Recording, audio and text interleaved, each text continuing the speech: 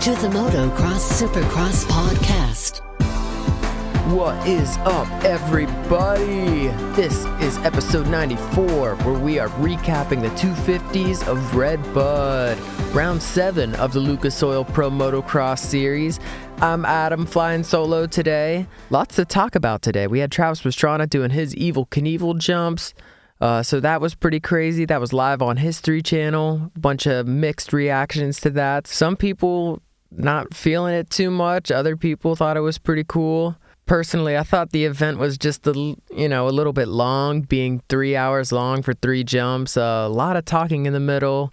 And obviously we saw Carey Hart there and Johnny Knoxville there.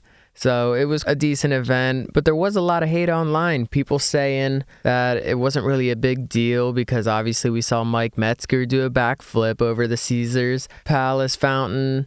And we saw Evel Knievel's son do a bunch of the jumps. And yeah, so people weren't too pumped about it, but it was still a cool event. Big crowd there. And it's just Travis Pastrana, and everyone likes Travis Pastrana. I don't think anyone in the motocross sport doesn't like Travis Pastrana. So it was cool, and I think it helps get the name of the sport out there just a little bit more. So yeah, I don't want to spend too much time on that because there's lots of other stuff to talk about before we jump into this 250 recap.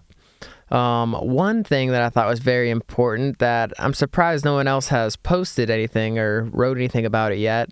Jason Anderson on his Instagram story said he expects to return at Unadilla or Budds Creek. So Unadilla is round 10 and Budds Creek is round 11. So it looks like he will for sure be doing at least the last 2 races of this motocross series. Unadilla is August 11th and Budds Creek is August 18th. Right around the corner, just a month away. So yeah, we're hoping he comes back sooner than later, and either way, that is going to be a good matchup, throwing him in the mix with all these riders, obviously with Mooskin finally taking the points lead over Tomac and Roxon and Baggett up there. So of course we want to throw Jason Anderson into the mix, and we'll just have to stay tuned and see whenever he's coming back. Another person we haven't talked about recently is Jeremy Martin. He finally posted on Instagram. He's back home, took the private jet back there, so that's good that he's back. But I have to say, I'm kind of a little disappointed at the lack of updates he's given. Phil from Nitro Circus, or as we know on Instagram as S Magical, he posts every day, and I think that is important because a lot of people were, obviously pretty worried about him whenever he had his accident. And, it's also like inspiring to watch his recovery and kind of be a part of it, it seems like. So it's cool to follow him along for the ride, and I wish Jeremy Martin would post more. I know he's going through a lot right now, but maybe he can update his fans. We're worried about him still, so that would be cool. Still wishing him a speedy recovery, but he did say he plans on, lining up for that 2019 Supercross series. So if that happens, man, that'll be pretty amazing, coming back from, obviously such a serious spinal injury like that. So, yep, just hoping for the best for him still. And let's move on to this 250 race in Red Bud. We had Ryan Sipes filling in on Zach Osborne's Rockstar Husqvarna, and he had a pretty decent weekend too, and we'll get into that. Adam Cianciarulo in the booth, obviously being injured after his knee surgery coming off the Supercross season, and he was commentating with the guys, with Langston and Jason Wygant. So it was cool to get that current rider perspective up there in the box. So that was pretty cool. Maybe we'll see him do a couple more races. Wouldn't be surprised if that happens. Though I thought sometimes 3 people can be a little bit much. Also, one thing that made me think of was during NASCAR, they had this segment, it's called Turn It Up or something, where the commentators just stop talking. You just turn the volume up on your TV. You get to hear the cars going around the track, whipping around. I think that's something that this motocross broadcast needs, even if you just take a lap to just let us enjoy the race that's happening. Of course, when there's just battling it out, it's nice just to, we can hear the dirt bikes, we can hear the motors on the dirt bikes and just kind of be in the moment of the race versus being in the head of the commentators. But I do think Jason Wygant and Grant Langston, they do a really good job. So I do like the broadcast, but I think it would be cool just to add a little bit of silence in there and just let the riders, just let them ride and let us viewers just enjoy that and and really hear, the sounds that's happening at the track. I mean, you can hear the fans cheering, you can hear the bikes revving, and the fans were crazy there. So yeah, they were making a lot of noise. So that's something I would have liked to hear more of. But it was still some great racing. Obviously, we saw some really crazy stuff happen in the 250s and the 450s. We talked about the 450s on our last podcast. If you haven't downloaded that, go ahead and check that out. That's episode 93. Another thing that I wanted to talk about, we're giving away a pair of 100% goggles. These things are sick, all blacked out with the gold lenses. So if you want to win those, you need to go to our Facebook page, like us there, and we'll post the details there later. But that is in honor of our 100th episode, which is obviously right around the corner for us, this being 94. So make sure you go like us on Facebook, and obviously you should be following us on Instagram. We're just posting the videos, keeping up with the season, and yeah, you can just, you miss a race or something, our Instagram can be that place. You just scroll through and you're just like, boom, you're all caught up. You get to see the crazy moments that happen. But looking into the 250 race now, let's start with this qualifying. Shane McElrath was the fastest qualifier. He had a 2:05.135. And next was Chase Sexton with a 2:06.012. So McElrath was flying. Chase Sexton up there, he was followed by Justin Cooper. And then there's Austin Forkner right there in fourth. He had a 2:06.125. So the second, third, and fourth, those guys' lap times were super, super close. We went from 2:06.012 to 2:06.035, 2:06.125. These guys are running super close lap times. Savacci was behind them. Michael Mosman, Sean Cantrell, Alex Martin had the 8th fastest time. Dylan Ferrandis had the 9th fastest time. Colt Nichols 10th, and there's our points leader, Aaron Plessinger at 11th. He had the 11th fastest time, 2:07.5. So yeah, not the greatest qualifying times for Aaron Plessinger, our points leader, but that definitely didn't hold him back that day. Jordan Bailey behind him, RJ, Garrett Marchbanks, 14th fastest. Ryan Sipes, who we talked about, he was 19th fastest, and Jimmy Dakotas behind him, 20th fastest. But I think we all know right now the qualifying lap times aren't the be-all, end-all, because Plessinger obviously has been dominating, and that 11th fastest time didn't slow him down, that's for sure, unless he was just saving his tricks for the motos. So anyways, jumping into this 250 moto number 1, this was crazy. All right, so right there, first corner, exactly what we wanted to see coming off what happened in Southwick with Alex Martin and Austin Forkner. Obviously, we saw Alex Martin going for the pass, little inside.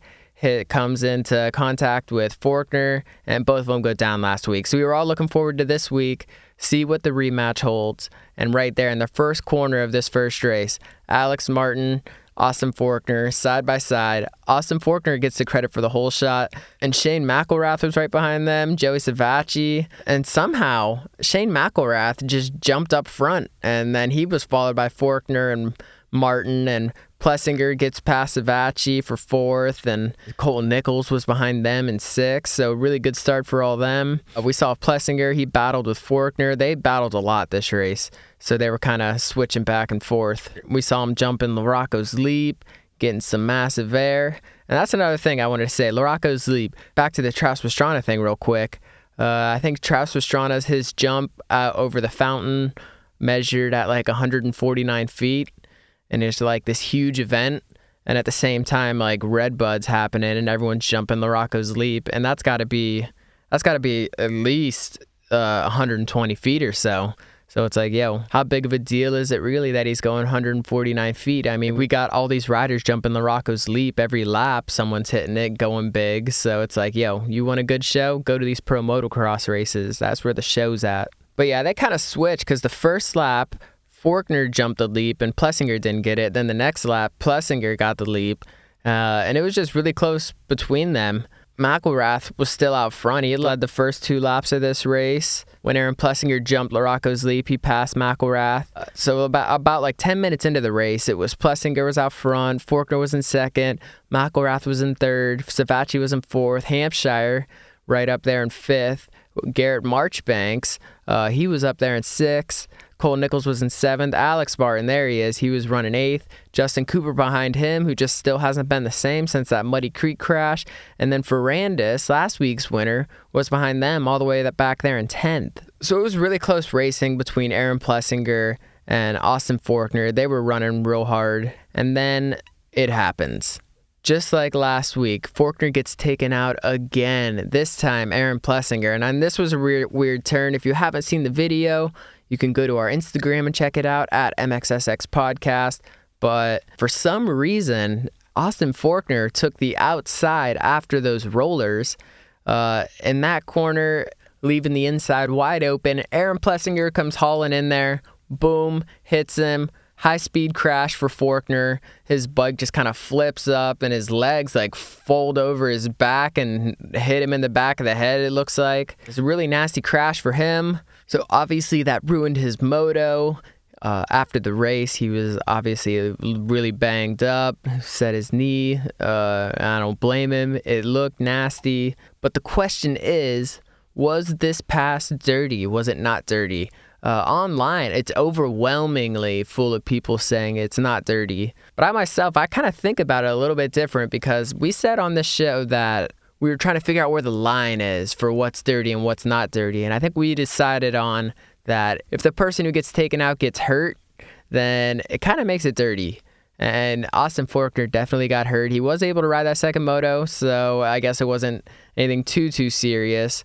But it takes us back to that Eli Tomac and Marvin crash. And this is definitely one of the reasons why a bunch of the fans don't like Marvin. When Gillette Stadium, Foxborough, Marvin takes out Eli, straight up T-bones him pretty much. This was like on the last lap for the win. And I said it wasn't dirty. It is very similar.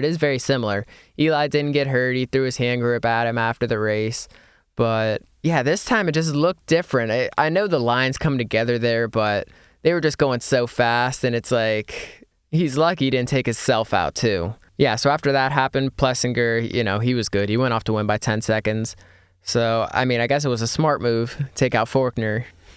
But you have to wonder, was it it wasn't clean. You definitely can't say it was clean, but was it dirty?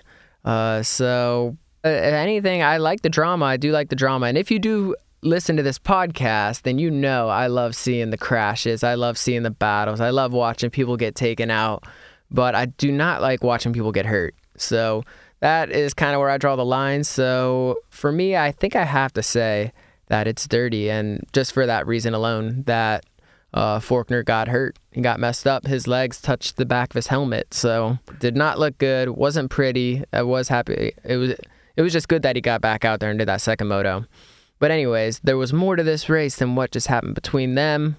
Savacci had kind of a high-speed crash right there at the end of the rollers. He got like super swappy, and when Forkner went down, Savacci was running second. So that really sucks for him that he went down like that. He couldn't get the bike started. It took forever for him to get going again. And when he does get going again, he's just not going fast. He's banging the levers on the bars, and, it just sucks for him. Just some more bad luck for Joey Savacci. He just can't get those clean races in this year. So then we had Plessinger, Hampshire, McElrath, Marchbanks, Alex Martin. We saw Marchbanks get caught up in a corner, and Alex Martin went down in like the same corner, like at the same time. It was really weird. It was like some voodoo or something. They both went down, nothing serious. But then Ferrandis comes all the way up to third, and he starts battling McElrath. Plessinger, this was the other thing that happened. He didn't really go down, but it was just like he was just railing that inside, and it was so rough, and the track was so beat up. He was hitting his handlebars like on the inside of the turn and caused him to hung him up there for a little bit. Nothing serious, but yeah, he was just ripping. Another person I want to talk about is Sean Cantrell. He's got these epic photos of his Instagram of him just doing a face plant in the sand rollers. Just like a frame by frame like incident of him just eating the dirt. So if you haven't seen that, you got to check it out. It's pretty insane and really good photography. Whoever got that looks like Jeff Douglas got those photos of him just boom. So some talent there, and at the end it looks like he like throws his hands up like in a field goal kind of motion, just like it could just be the force of his body doing flips and just his hands getting flown up. So I thought that was pretty entertaining to look at. Good thing that he's okay. Yeah, on Instagram he said, had a good first moto going yesterday prior to hitting the eject button through the rollers. Wasn't able to finish the moto nor line up for the second moto. Pretty disappointed because I feel like I was starting to get the ball rolling again. Qualified well and was really feeling it all around. Very fortunate that I'm walking away from this one only being sore. Yeah, that's about right. And he's glad he had his Troy Lee's helmet, chest protector, city. Yeah, he's got to thank all the sponsors there for keeping him safe. Yeah, so that shows another example of how that gear really keeps everyone safe. And yeah, that was about it. Aaron Plessinger won that. RJ Hampshire got a second place. Dylan Ferrandis was third. Alex Martin was there in fourth. Shane McElrath fifth. Garrett Marchbank sixth. Colt Nichols seventh. Justin Cooper eighth. Michael Mosman ninth.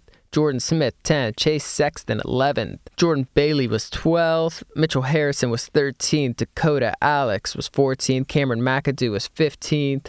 Ryan Sipes on that Rockstar Husqvarna was 16th. Joey Savacci 17th after his crash. Hayden Melross 18th.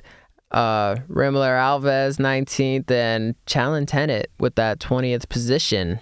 So it was a good first race. Aaron Plessinger on the podium said he took the inside line and wouldn't let off, but, clearly that line went inside out and drifted right into him. So it was like he had to have known he was going to hit him. I don't know what he expected was going to happen, but it looked like he didn't hold his own line. He didn't apologize like Alex Martin did whenever he took out Faulkner. I don't know if that means anything, but it was just funny, the different demeanors between the riders. Alex Martin is obviously like super, like you can just tell he's just a super nice guy, and Plessinger, he's not going to apologize for whooping your ass, that's for sure. So that was cool for him. Plessinger is just on fire this year, and he's on fire again. Let's go ahead and jump to moto number 2. This one started with a pileup. We had RJ was in that. He actually got pretty messed up, had to get stitches. Here's what he said on Instagram. Life's still good. I get to go home in one piece with my fiance. Bummer we couldn't finish the day off because I was feeling good in that first moto. A bunch of stitches and pretty beat up, but thankful it's not worse. Looks like I won't be riding this week again. Maybe it's a good program. Obviously the laugh cry emoji. Thanks to the team. Blah-da-da-da-da. And he said, give it another go at Millville. So curious where his stitches were and how bad that situation was. But it looked like he was trapped under the bike, though, for a little bit. Looks like one of the other riders, maybe Colt Nichols, was pulling that bike off of him. So that's some good sportsmanship. Obviously, no one likes to watch other people get hurt. But anyways, yeah, Nichols was in there, like we said. Whoever's on the Honda 841, that is Jeffrey Walker, was in there. Jordan Smith was also in there. We haven't said his name too much this season, except when he's doing bad. Not the greatest outdoor season for Jordan Smith so far, but Mitchell Harrison, the other rider on that Rockstar Husqvarna, he pulled the whole shot. And it was a pretty clean whole shot. It looked good, but it couldn't stop Plessinger. He quickly jumped to first, and yeah, he pretty much just checked. He led every lap this race. Savacci was behind them. Michael Mosman was in fourth. Alex Martin and Faulkner, everyone was kind of up there. Yeah, Mitchell Harrison, he faded kind of fast, and Savacci, Mosman, and Alex Martin pass him. Yeah, then Alex Martin gets Mosman, and he moves into third.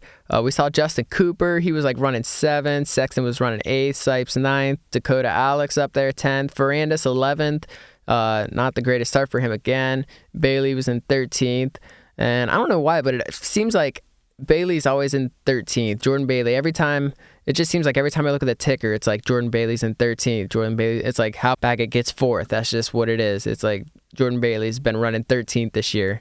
But he actually did finish better than that this moto. We saw Savacci, Martin, Faulkner. It was like this big battle for second place. They were all running so close. We had Savacci, Martin, and Faulkner all battling for that second place. Alex Martin was the only one who didn't hit the leap. Then they come around next lap when they're real close and he hits it. And then Alex Martin and Faulkner get past Savacci. And then we had Sexton was running 6th and Ferrandis coming up to 7th, so working his way up. Faulkner passed Martin in the same place, Martin passed Savacci. It was like that little downhill with the big sweeping outside turn. And it's just like, yo, if it works so good for you when you pass Savacci, why wouldn't you, take that line again? But looks like Forkner took advantage of that. But then this is when they hit us with the edit. The broadcast hit us with the edit. They did this, I want to say it was like the first or second race where they kind of rewind it and play it again for the live TV. And I'm on to them. I'm still on to them. I know that it's not live when they do that. I wonder if we can get our money back. If they're promoting this to us as live and then they're doing these edits to us, man. But anyways, we saw Sexton, Ferrandis. They passed Justin Cooper. Ferrandis finally passed Sexton after the rollers. I wasn't sure if he was going to get him or not. Sexton, he was on fire. Obviously, Adam Cianciarulo saying very nice things about him.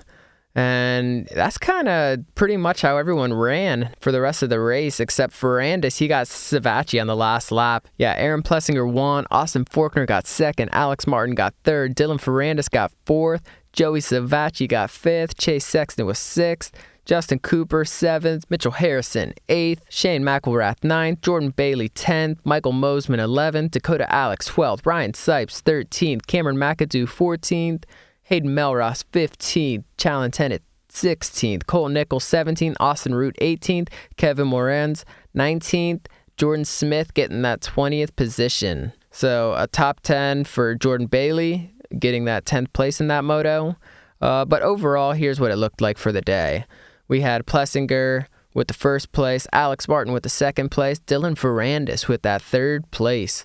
And then just missing the podium was Shane McElrath, 4th place. Justin Cooper got that 5th overall.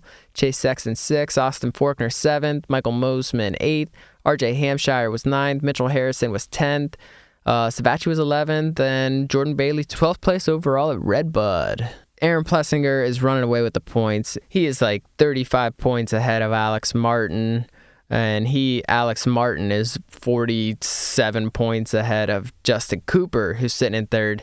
And then behind him, it gets a little closer. Shane McElrath sitting in 4th with 198 points. Austin Forkner behind him with 191. So all these little mistakes from Forkner are really starting to kill him. He's got a 0 at the second moto of Hangtown. And then he's got a 1 point from the second moto of Southwick. And then 0 points for the first moto of Redbud. So yeah, definitely some problems for Forkner this season. We'll see if he can get it together for this last half of the season. It's crazy, though, how Jeremy Martin is still sitting in 6th place in the points with 176. RJ's behind him, or RJ's tied with him, actually, with 176. Dylan Ferrandis has 149. Obviously, he had a late start to this series, and he's done pretty good since he's been in it. Sucks he missed those first couple races, but it definitely, future looks bright for him, for sure. Zach Osborne's still in that points race, too. He's 13th with 105 points. He's obviously out of it, but still sitting 13th with 105 points. So Redbud was a great race. If you haven't watched it, you gotta watch it. It was so good. Just some insane craziness in both classes. Aaron Plessinger is definitely proving that he is the one to beat. He's the one who's got the target on his back. We'll see if Forkner can bounce back, maybe give him a run for his money, a little revenge for what happened to him this race. But yeah, I think everyone won't complain about this week off break we have going into Spring Creek in Millville, Minnesota. That is coming up July 21st. And yeah, thanks everyone for listening, and thanks for getting the word out there. Numbers looking good, growing every week. So thanks to you guys. Thanks for listening. Thanks for tuning in. Go like us on Facebook for those goggles. Stay tuned. We might have a couple episodes popping up over this week off. So everyone, just hope everyone enjoys it, and we will see you guys next time. Peace.